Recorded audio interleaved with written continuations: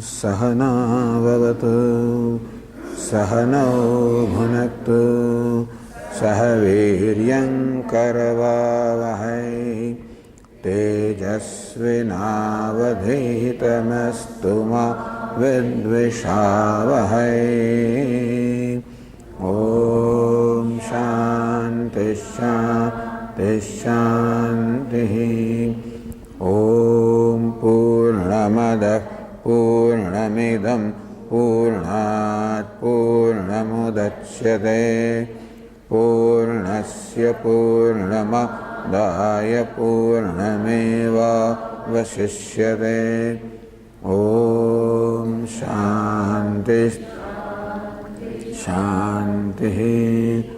Shruti Smriti Purananam Alayam Karunalayam Namami Bhagavat Padam Shankaram Lokashankaram Shankaram Shankaracharyam Keshavam Badarayanam Sutra Bhashya Krutau Vande Tau Punah Punah Ishvaro Gururatmedi Murti Bheda Vibhagine Vyomavad Vyapta Dehaya Dakshinamurtaye Namaha. Gukarastvandhakaro Vai Rukarastanivartakaha Andhakara Nirodhitvad Gururitya Vidhiyate. Sada Shiva Samarambha Shankaracharya Asmadacharya Paryanta Vande Guru Parampara.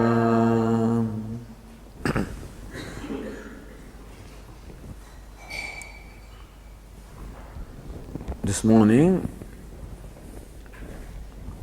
we concluded with saying how this text, Upadeśa Sāram, came to be composed by Ramana Maharsi.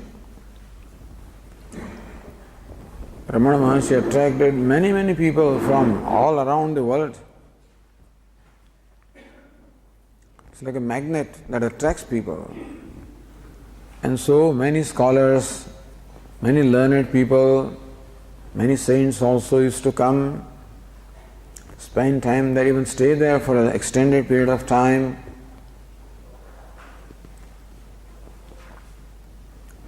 So then also there was this Jagadishwara Shastri who stayed there for a number of years, was a great scholar, and he used to conduct classes in scriptures, in Bhashya. Ramana Maharshi would sit there and listen to these discourses. That is how Ramana Maharshi grasped all the scriptures, even though he did not have any formal training. And even language also he knew Tamil and little bit of English, whatever he must have learned in the school.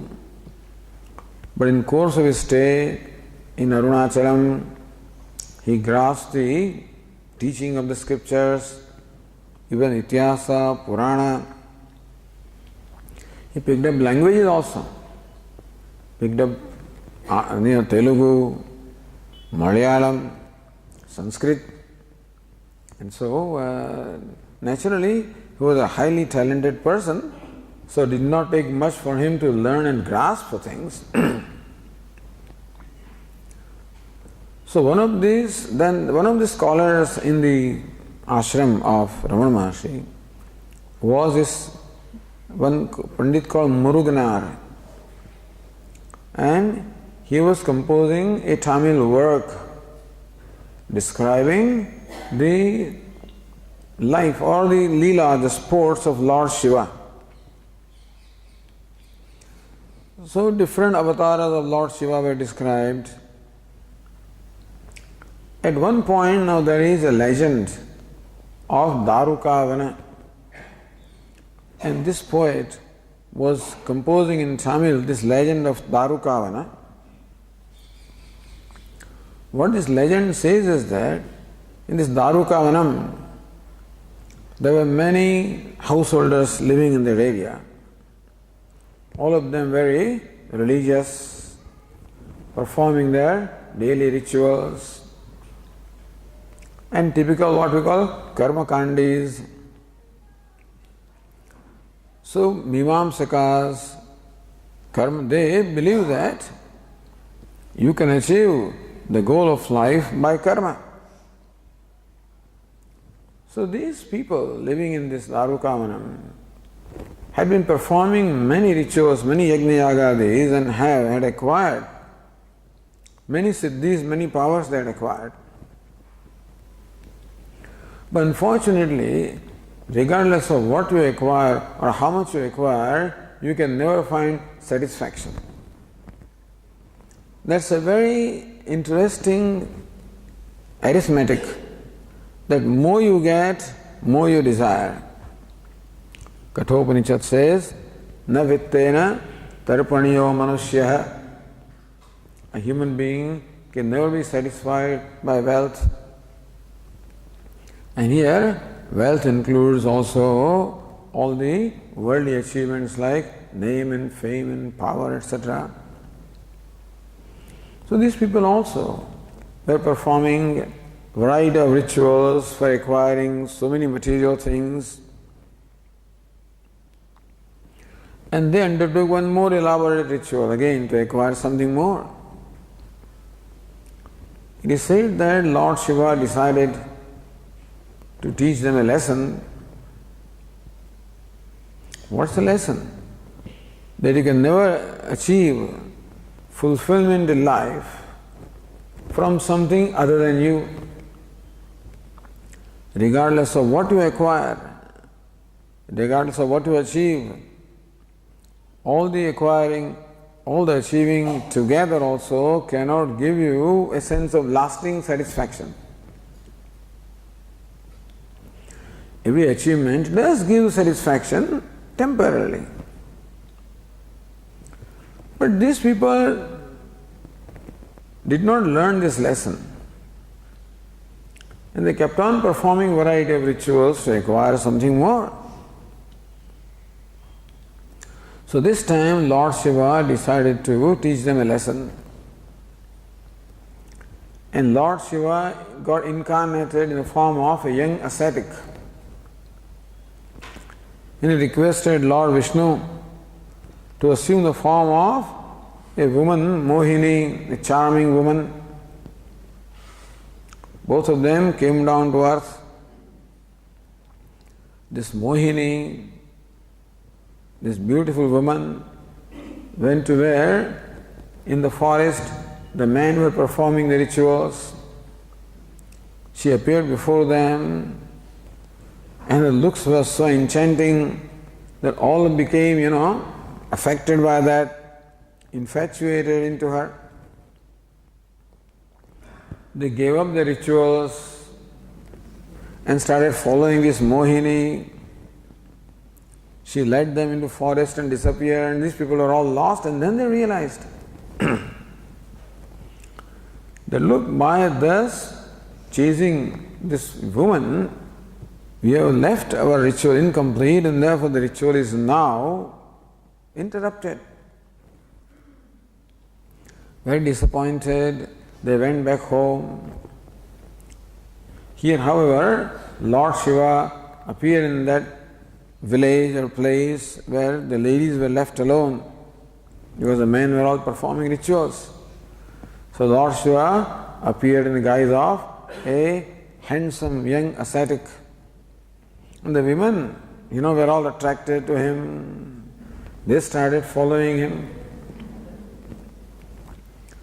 So when the man came back, being disappointed after following this Mohini, when men were disappointed because she disappeared, they came home and found that their wives are all missing.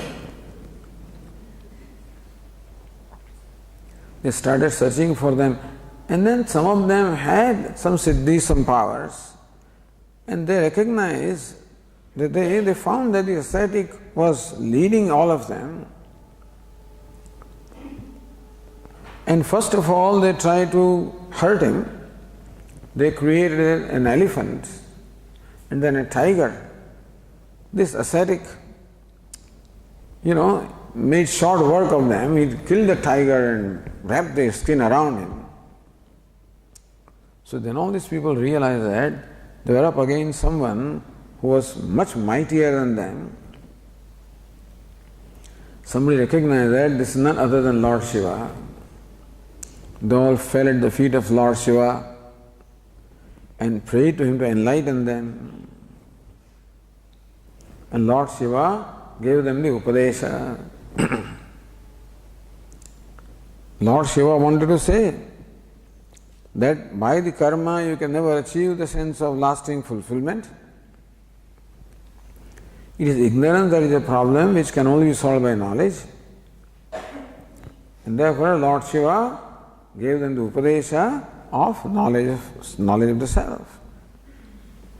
So that poet Muruganar in his composition came up to this point, and when he came to the point where Lord Shiva imparts teaching to these householders, he stopped there. He thought that was something beyond him.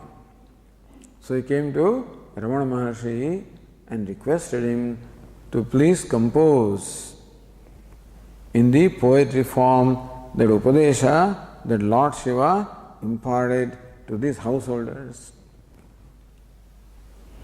And Ramana Maharsi readily agreed. That is how Ramana Maharsi composed this Upadeśa Sāram, Upadeśa Unniyar in Tamil. It was first composed.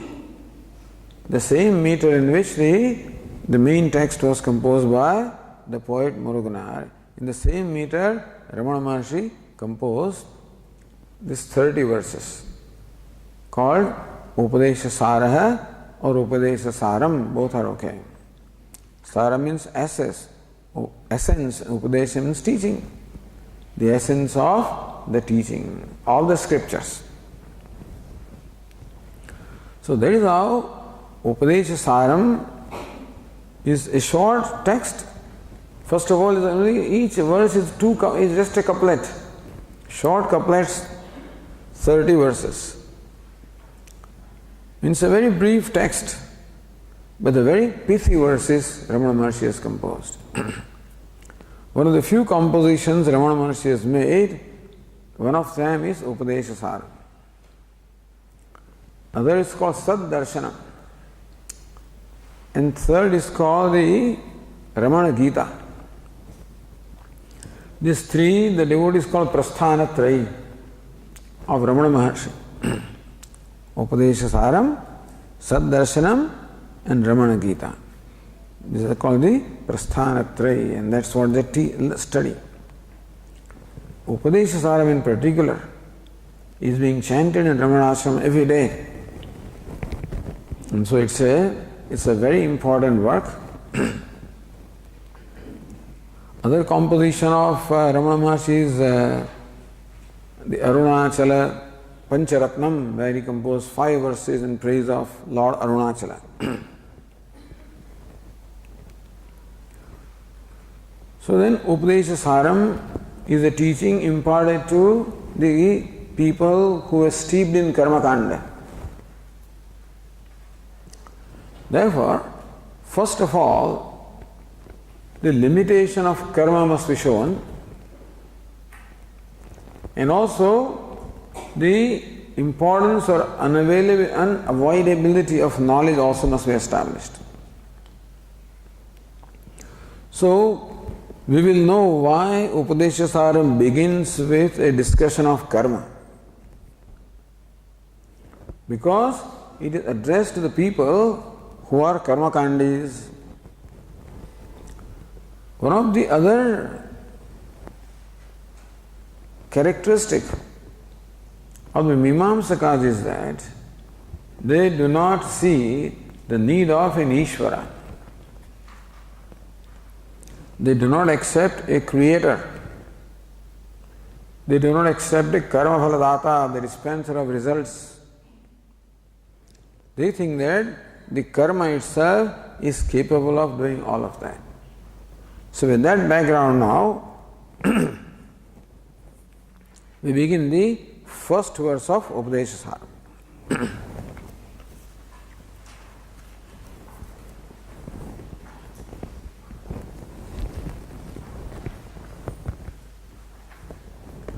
कर्तुराज्ञया प्राप्यते फलम्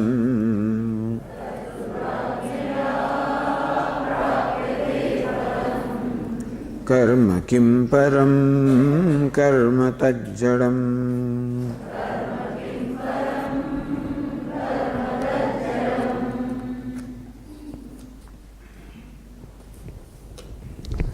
कर्तुः आज्ञया फलं प्राप्यते. One statement. Kartuhu ajnaya, ajnaya by command. Or you can say by grace. Kartuhu of the Creator. Phalam prapyate. Phalam means karma phalam. The result of an action, prapyate, is obtained, ajnaya, by the command, by the laws of Kartuhu, of the Karta, or the Creator. First statement, that there is a Karta, there is a Creator. The Mimamsakas believe that this universe is the creation of karma. That karma or action itself is capable of creating. Because each one of us creates our own destiny. Human being is endowed with a free will. Thus we have the freedom of choice. Kartum shakyam, akartum shakyam, anyathava kartum shakyam. We have this choice, kartum shakyam, that we can choose to perform an action. It's our choice. Akartum shakyam, we can choose not to perform an action. Anyathava kartum shakyam, and we can choose how to perform the action.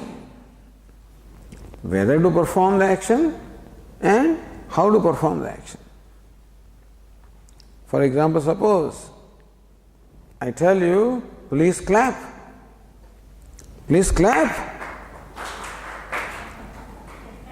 Thank you. See, most of you laughed at me.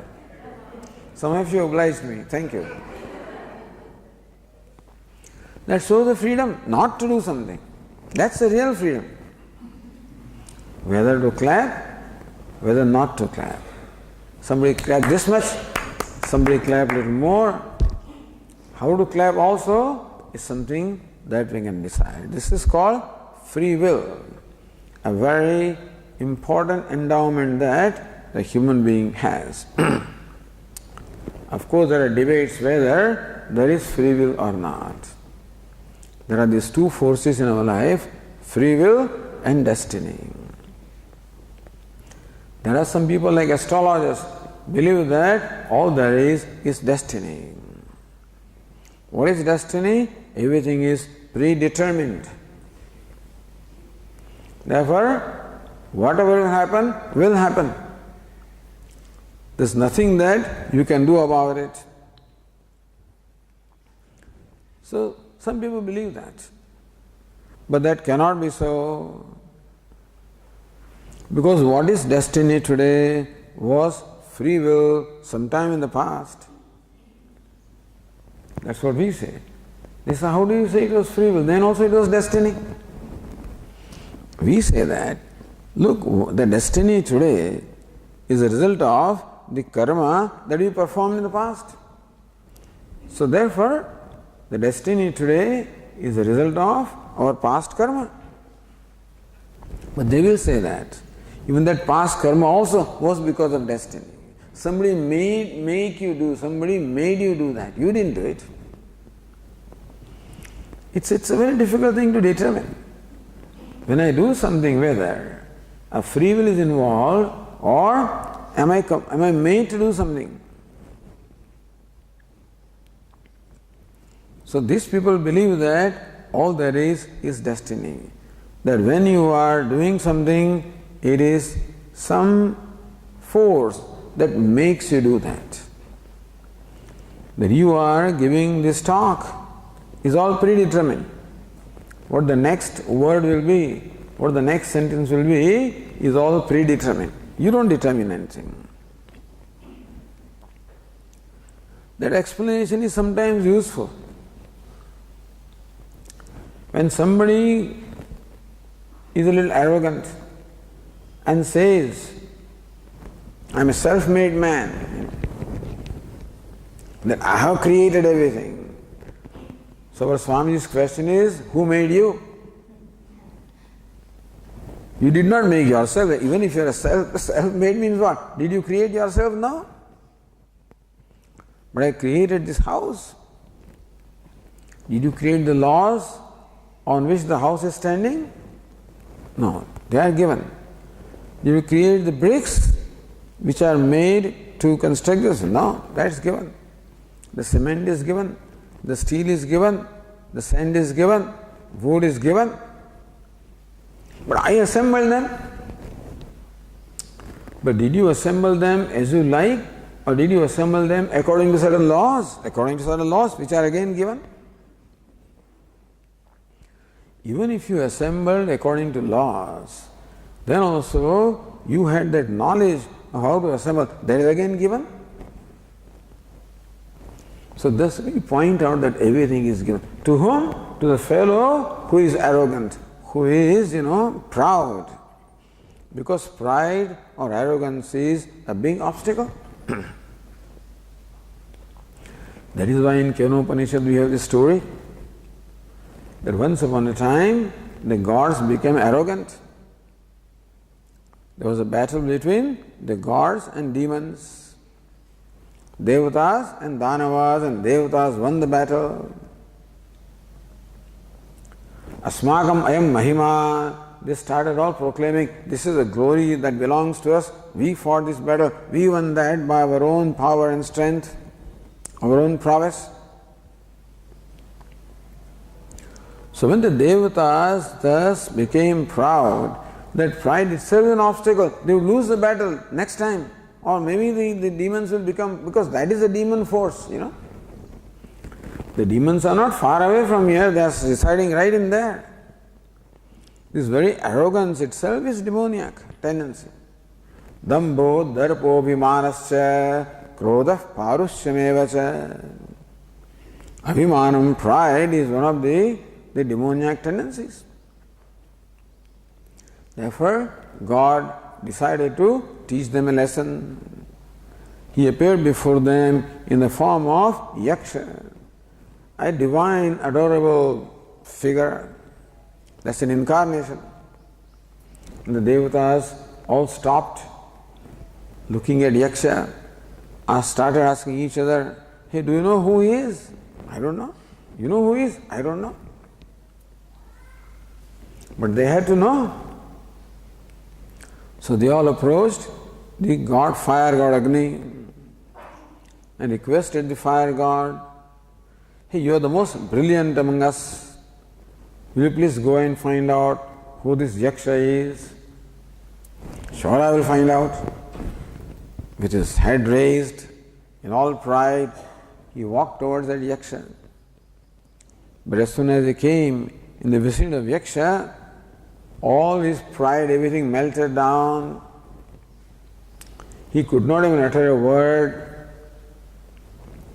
Then Yaksha asked him, so who are you? Then proudly said, I am Agni. They call me Jataveda. What's your power? What's your strength? Hey, I can burn anything. I can burn the whole earth. Oh, please do me a favor. Yaksha picked up a dry blade of grass, placed before Agni. Please burn this for me. The fire god felt this was an insult. You are asking to burn a straw? I can burn you. Says, no, please burn this much. And the fire god created flames, could not burn the blade of grass, started with all his prowess, but still that blade of grass remained unaffected. The fire god, Agni, became very humble, ashamed of himself, head down. He came back and told the devatas, I am sorry, I could not find out who that yaksha is. So this is what the pride does. The lesson is that how come fire could not burn even one straw of grass? How come? Because when the fire thinks that I am burning, it is because of somebody else's power, somebody else's grace that is able to do.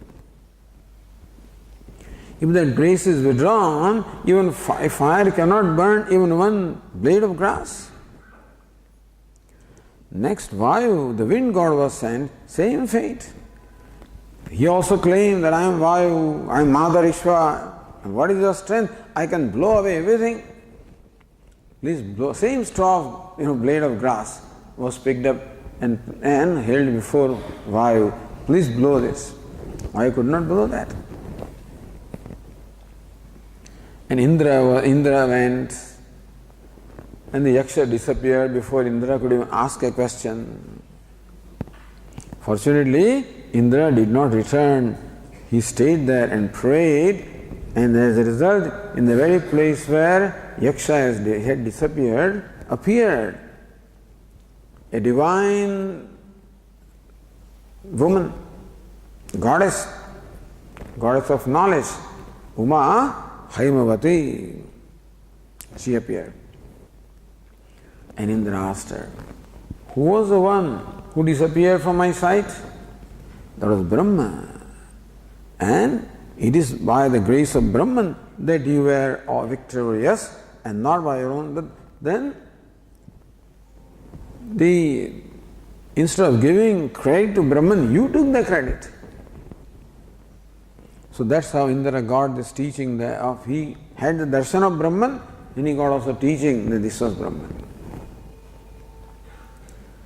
But this is how, if somebody comes to you with arrogance, this is a story you tell them. I did this. What can you do?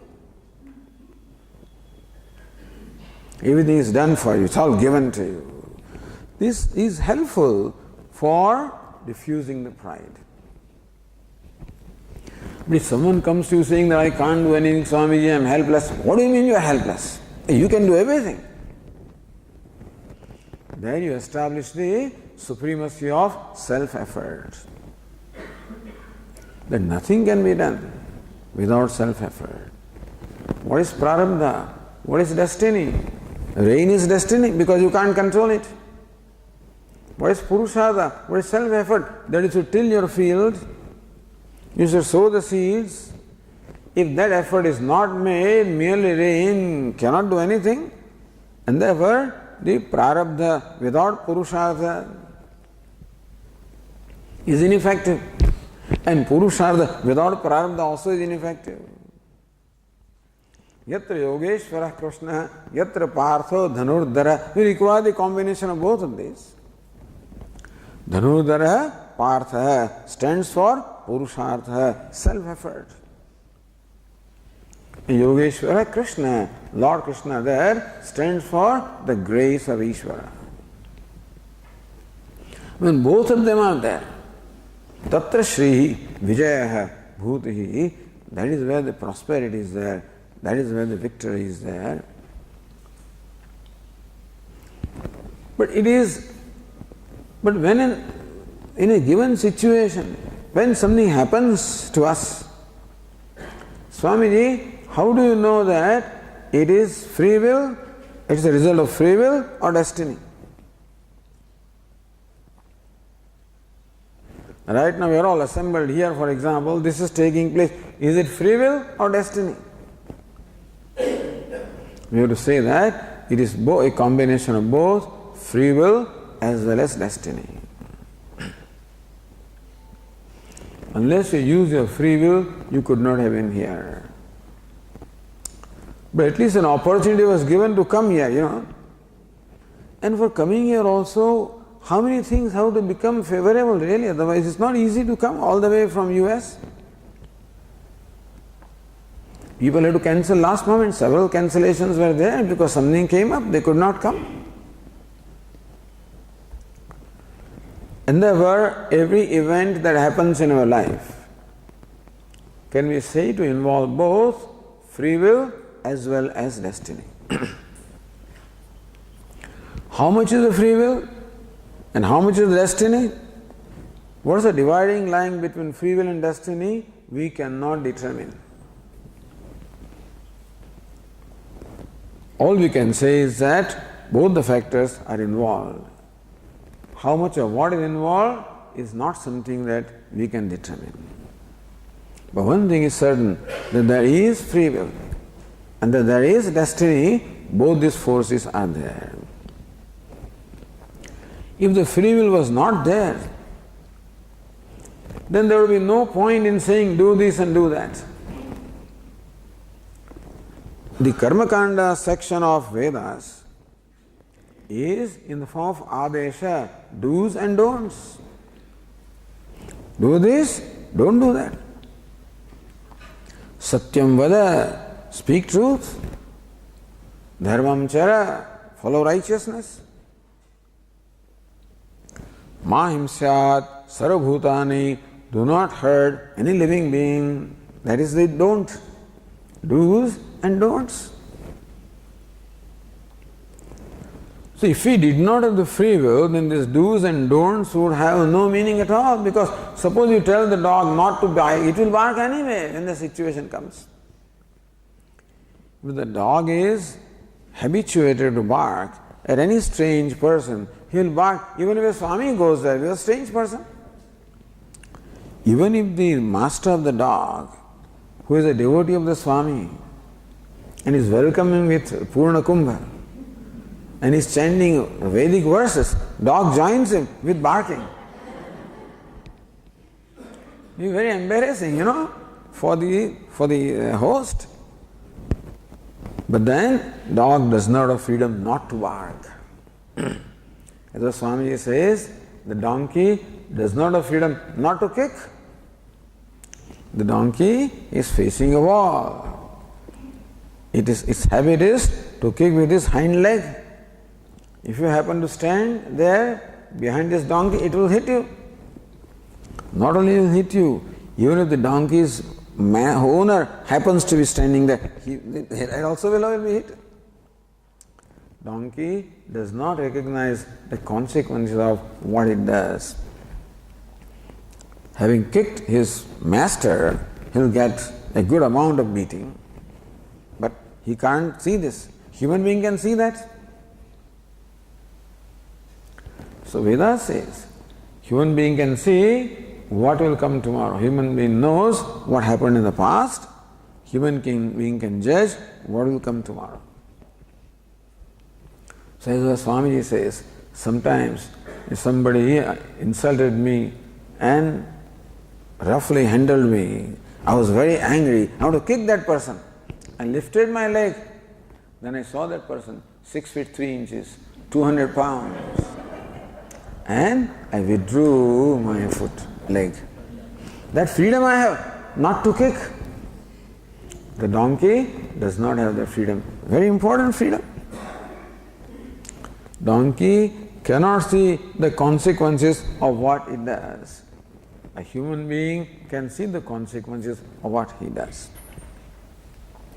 So we have to accept a free will. That is what distinguishes a human being from the rest of the living beings. The free will is not a great deal of freedom. We don't have great deal of freedom. A limited freedom is there. Like in Ahmedabad, for example, when you are driving the road, very little freedom you have. Nobody knows what the traffic pattern is. Who will cut you off? Who will all of a sudden appear in your way? Who will simply, push in or run in from the side street and be right in the center of the road? In Ahmedabad, people from the side street, they rush, come in the middle of the road, then they watch. Not before that. People here are very confident that the destiny will take care of them. That everybody will do what is proper, they will all save them. And that is true also, because otherwise thousands of accidents will take place every day, but they don't happen. Accidents do happen, but not as many as you would otherwise expect. But still, you never know. Therefore, the life is like the traffic of Ahmedabad. You just do not know what will happen next moment. However, you have your steering wheel in your hand, and you have the brakes and the accelerator, this much you have. And with the proper use of this freedom given to you, you can negotiate your way. People do reach safely, people reach home safely, in spite of what is there on the road. That is because of a proper exercise of free will. So that much free will we have. We cannot determine the traffic pattern. That's the world before us. We cannot command, because that's what it is. You can complain whatever you want, people scream and shout and they can do what they want. The rickshaw wala will do what he does, the scooter wala will do what he does, the truck wala does what he does, everybody does what they do, it's all free for all. Even when a traffic policeman is standing, still people are so bold, when he stops them, still 5-6 people will run away anyway, in spite of his stopping them. And the cyclist, he will brush the policeman, put his hand on his shoulder and then move away. This is how things are. That's how destiny is. And that you cannot. But then you do have free will. A limited free will with which you can negotiate your vehicle in the road of the life. That much. And you can reach your destination. Even though limited freedom is there, quite enough to help you reach your destination. And all scriptures use this free will. All scriptures instruct you what to do and what not to do. All scriptures are made of do's and don'ts. If the free will was not there, the do's and don'ts would have no meaning at all. Just as the do's and don'ts have no meaning with reference to creatures other than human beings. But fortunately, all those creatures are programmed, meaning that the do's and don'ts are built into them, therefore they do not have the responsibility of making a decision. Whereas when human being is given the free will, he is also given the responsibility of making the choice, which is a very stressful thing. A buffalo has no stress because no responsibility. A human being has stress because of responsibility. That is something we cannot avoid. And so when you take the allopathic medicine, the side effect will be there regardless of what it is. And similarly, so free will comes with responsibility. And therefore, the scriptures teach us how to properly use the responsibility and help yourself. If we abuse our free will, we can hurt ourselves. If we properly use the free will, we help ourselves. The human being can both help himself or hurt himself. Both possibilities are there. And that is why comes what we call viveka or discrimination. Because two choices are always there. Shreyascha, preyascha, manushyametah, tau samparitya, vivinakti dhiraha. Kathopanishad says that every moment before the human being, these two choices come, Shreyas and Preyas. Shreyas, the lasting good. Preyas, something which gives an immediate gratification. Shreyas is the long-term gratification, lasting good. Preyas is the immediate gratification.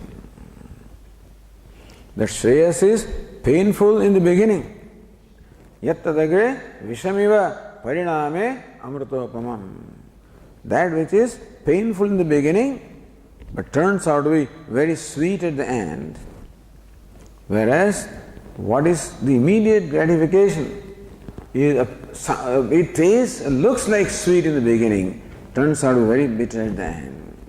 These two choices are the Shreyaha and Preyaha. Tau samparitya vivinakti dhiraha.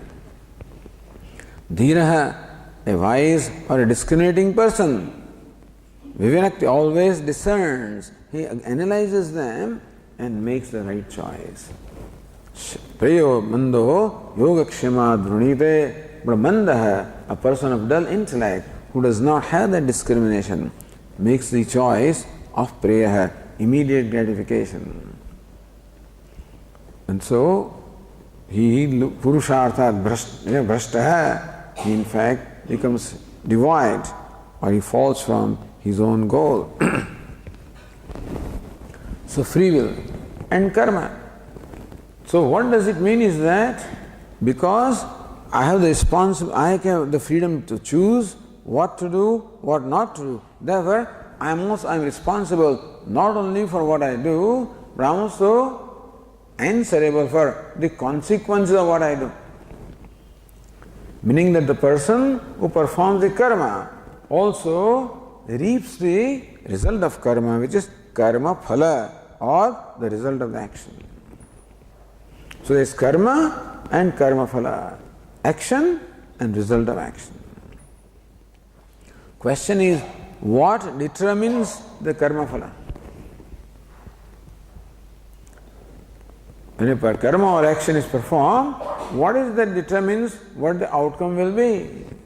The Mimamsakas say that it is karma or action that determines what the outcome will be. The outcome is built into the action, and therefore action determines what the outcome will be. So we say to them, wait a minute, when you perform an action, action comes to an end right there. The result comes at a different time and place. Action is not there when the result comes. How can the action which has already died, which is already destroyed or gone, how can an entity which is not existent, how can it give rise to karma phala, result of the action? That's what we ask them. So they come up with another explanation. Then an explanation. They're very smart, very intelligent people. They say that when you perform an action, a subtle effect is created. If your action is righteous action, then punya or virtue is created. If your action is a vicious action, then papa or vice is created. And therefore, action creates punya or papa.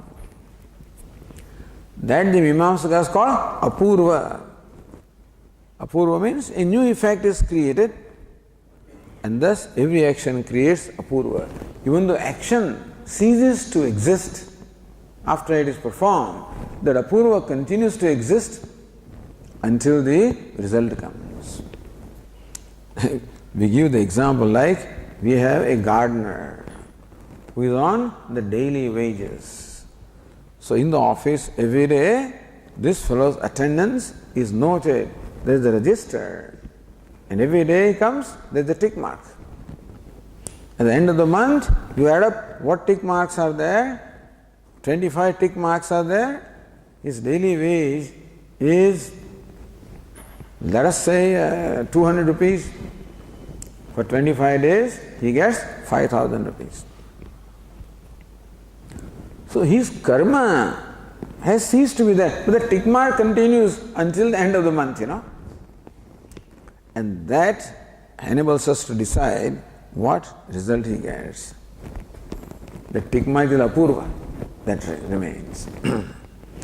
Therefore, karma through apurva gives rise to the result of the action. This is what the Mimamsakas say. They do not see the need of an Ishvara. Who is Ishvara? Karma phala data, the dispenser of the karma phala, dispenser of the result of the action. They say karma itself gives rise to action. So why do we need an Ishvara? So rule is that you should have minimum variables in any explanation that you give. An explanation that involves fewer variables is a superior explanation than an explanation that involves more variables. So they say that according to our view, karma gives rise to karma phala. No need of Ishvara. You are adding one more factor called Ishvara. That means your explanation is inferior to our explanation. So that's why the Vedanta is karturajnaya prapyate phalam. By ajna, by the command of the Lord. Now Swamiji, how does the Lord command? By the laws of the Lord. This universe is created according to the laws. The universe also runs according to laws. So laws of who created the laws? Ishvara created the laws. Our Swamiji says that Ishvara himself manifests as the laws. The laws are not separate from Ishvara. So Ishvara in the form of the laws governs all the functioning of the universe. So they say that not even a leaf moves without the will of the Lord. One of the famous saying is, not a leaf moves without the will of the Lord. That Lord's will alone manifests as the different laws. And naturally, a leaf also moves according to laws of physics, laws of mechanics. In that sense, you can say that whatever happens is controlled by the laws, which are the will of the Lord, and that is how we can say that the Lord decides. So who decides the karma phala? Who decides the outcome of an action? The Lord decides. So what is your argument? Why not you say that karma decides? Karma kim param, karma tad jadam. Second line says, karma kim param, karma tad jadam. Tat karma jadam. Jadam means inert. An inert thing cannot think. You see, to decide what the outcome will be requires knowledge.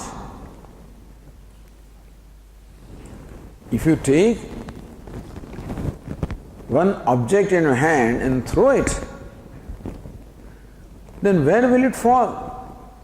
All of that is determined by the laws of mechanics. But in order for you to determine where the object will fall, it requires for you to know the laws of mechanics. And then only, still, even if you know the laws of mechanics, you can only estimate where it will fall. That cannot be certainty because your knowledge is limited. In every single event, the whole universe participates. There is no individual event, there is always a cosmic event. The whole cosmos participates. So even though there are laws of mechanics or laws of physics or whatever laws are there, with the help of those laws, we can arrive at the limit, meaning that we can estimate more or less how it will be, but we can never be 100% sure because your knowledge is limited. Meaning that you cannot take into account all the variables that participate in a given event. Some important variables which are very evident to us, we can take them into account. But we can never take into account all the variables. Even law of gravity also, you are determined 32.2 feet per second, is also an estimate. The 32.2 will run, if you take all the decimals, it will run infinity. So 32.2 is a guess, is even a round number. 32.146 also is a round number. 14614, however number of digits you go, it's a round number. Idea is that there is no way for a person with limited knowledge to determine what the outcome of anything will be. You can never determine. You can estimate, you can guesstimate, but you can never be sure that this will be the outcome. Because to determine the outcome requires omniscience. Omniscience means all-knowingness. Because they say in every event the whole universe is involved. In the event of this talk that is taking place, the whole universe is involved. When can I talk? Shrotrasya shrotra, vacho hi vacham. Shrotrasya shrotram, manaso manayat, vacho hi vacham. So pranasya prana. When the organ of speech functions properly, when the life breath functions properly, manasah mana, when the mind functions properly, the mind is involved, the organ of speech is involved, the prana, the vital energy is involved, time is involved, place is involved. So if you count all the variables involved, there will be infinite variables, countless variables. Dust is involved. Dust is there, I cannot talk. If dust is not there, I can talk. My throat is involved, cold is involved, cough is involved, and therefore bacteria, how many things are involved? By not affecting also they are involved, and by affecting also they are involved. Anyway, thus it is very easy to see that no single event takes place without the participation of the whole cosmos, and therefore to determine what exactly the outcome will be requires omniscience. And who is Ishvara? Ishvara is omniscient. Another thing is, the knowledge is always centered upon a conscious being. Knowledge cannot be centered upon an inert thing. A table doesn't have consciousness, and therefore a table doesn't know itself, doesn't know anything other than itself. Who is the conscious being? A conscious being is the one who knows itself as well as knows the world around itself. That is called a conscious being. But karma is not conscious, it is inert. Karma is made up of various components. When you perform a homa, for example, then if all different materials are required, they make up the karma, all of them are inert. Karma tat jadam, tat karma jadam, that karma is jadam, it is inert, and therefore cannot have the knowledge. And without the knowledge, you cannot determine the outcome of an action. Karma phala cannot determine without knowledge. And how much knowledge? You and I also cannot determine. The karta also cannot determine. Karma, being jada, cannot determine what the outcome is. The karta is conscious being. The performer of action is the conscious being. Does he decide or not? He is the conscious being, all right, but with a limited knowledge. As I said, you require limitless knowledge. You require omniscience to determine what the outcome will be, and the karta, the individual being, has very limited knowledge, therefore he also cannot decide. Karta, karma and karanam, these three things make up the karma. Karanam, karma karteti, trividam, karma sangraha. Lord Krishna says these three: karta, karma and karana. If you know a little bit of Sanskrit, then you know that these three vibhaktis are there. First case, three cases, there are 8 cases actually. Rama, Rama, Rama, Ramam, Rama, Raman, Ramena, Ramabhyam, Ramahi, etc. Each one is a name. So first vibhakti is called karta, second is karma, third is karanam. Therefore, when a wood cutter is splitting the wood, at least 3 factors are required. That is wood cutter, who is the karta, the agent of action. There is a wood upon which action is performed, the object of action, karma. There is the axe with which that act of splitting is done, the instrument of action, karana. Karanam karma karteti, at least the other things are also required, but at least these three things are required. But the karta is a conscious being, but limited in knowledge. Therefore, karta cannot decide what the outcome will be. The karma, the object, is inert. Therefore, they also cannot decide what the outcome will be. The karanam, like X, that also cannot decide what the outcome will be because they are also inert. So this is how Vedantins refute the arguments of the Mimamsakas, that karma determines what the outcome will be. It is not karma who determines, the Lord, Ishvara determines. So by karta is meant Ishvara. Kartuhu, which case is that? Kartuhu, which case? Sixth case. Of which word? Kartru. Bhriya. Kartru is a word. Sixth case, Kartuhu. Of the karta, of the doer, of the creator. Here it means of the Ishvara. Ajnaya, which case is that? Tritiya. Of which word?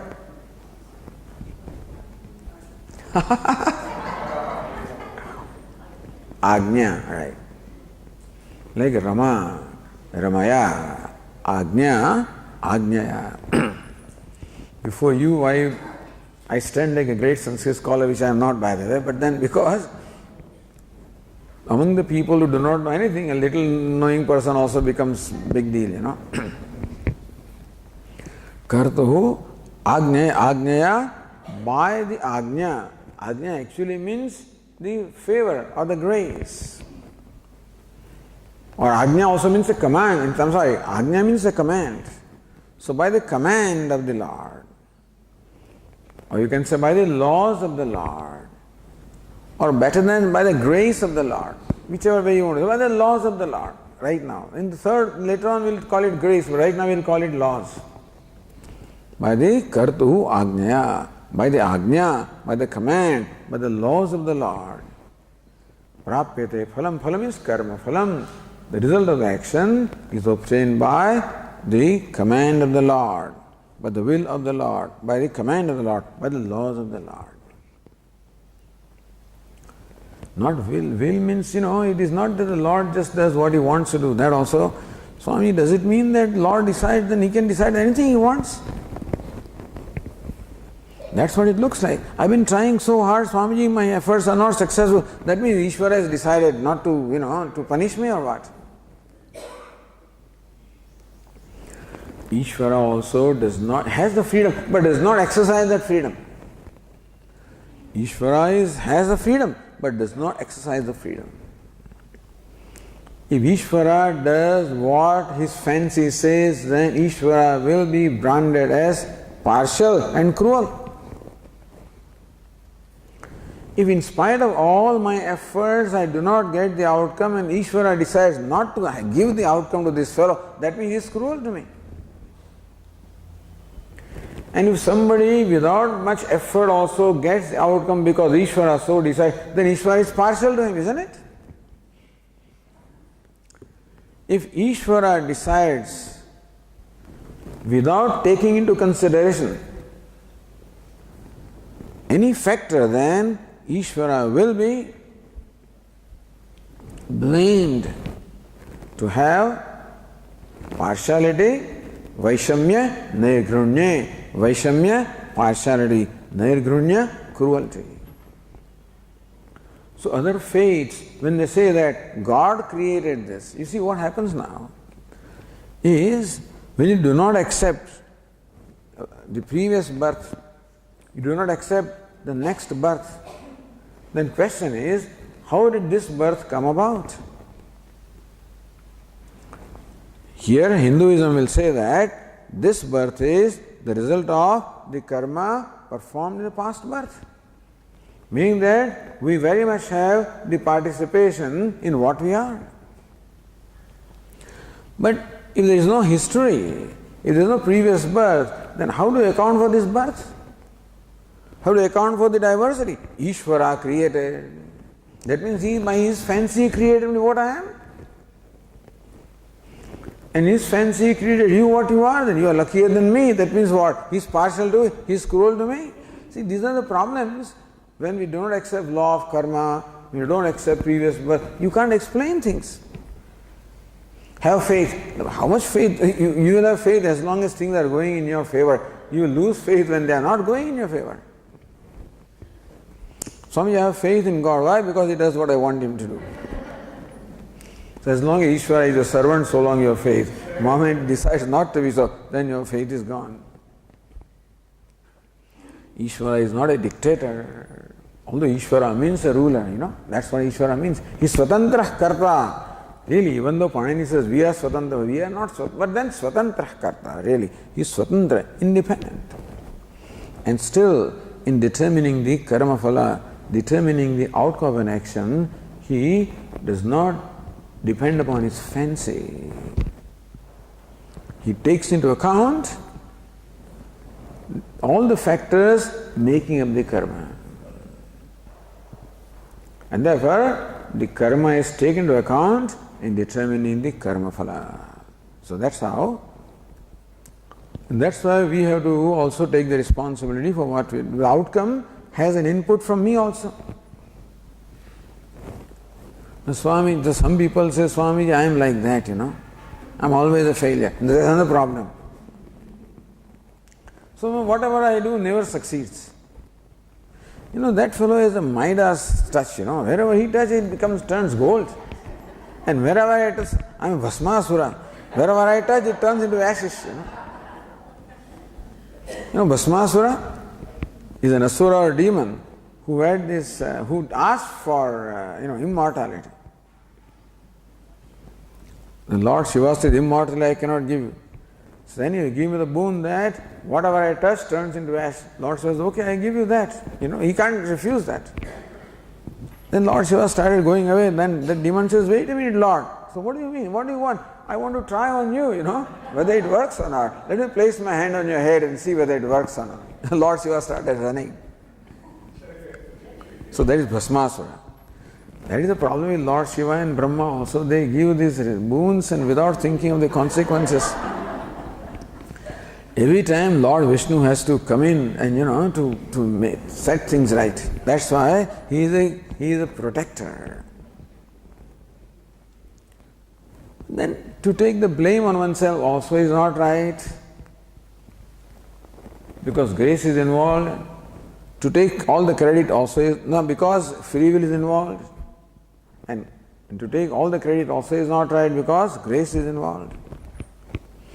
Anyway, so kartu agnya prapyate phalam, karma phalam kartu agnya prapyate. The result of an action is obtained by the laws of the Lord. Karma kim param? Can karma decide what the outcome is? Param. Param means what? Phala pradane swatantram. That's how the meaning is done. Param is limitless, of course, you can say, we'll talk about that. But then, one meaning of the param is what? Phala pradane swatantram. Meaning that, is karma independent in determining what the outcome will be? Ramana Maharsi asked this question. Karma kim param? Can karma decide what the outcome will be? No. Karma tad jadam, because karma is jadam, inert, and therefore it cannot decide the outcome. It is Karta, the Creator, the Lord, who decides the outcome here. Okay, we'll continue. Om Purnamadav Purnamidam Purnat Purnamudachyate Purnasya Purnamadaya Purnameva Vasishyate. Om Shanti Shanti Shanti. Shankaram Shankaracharyam Badarayanam Sutra Bhashyakritau Vande Bhagavantau Punah Punah Ishvaro Gururatmeri Murti Bheda Vibhagine व्योमवद्व्याप्तदेहाय दक्षिणामूर्तये नमः। ॐ शान्तिः शान्तिः शान्तिः। हरिः ॐ। श्रीगुरुभ्यो नमः। हरिः ॐ।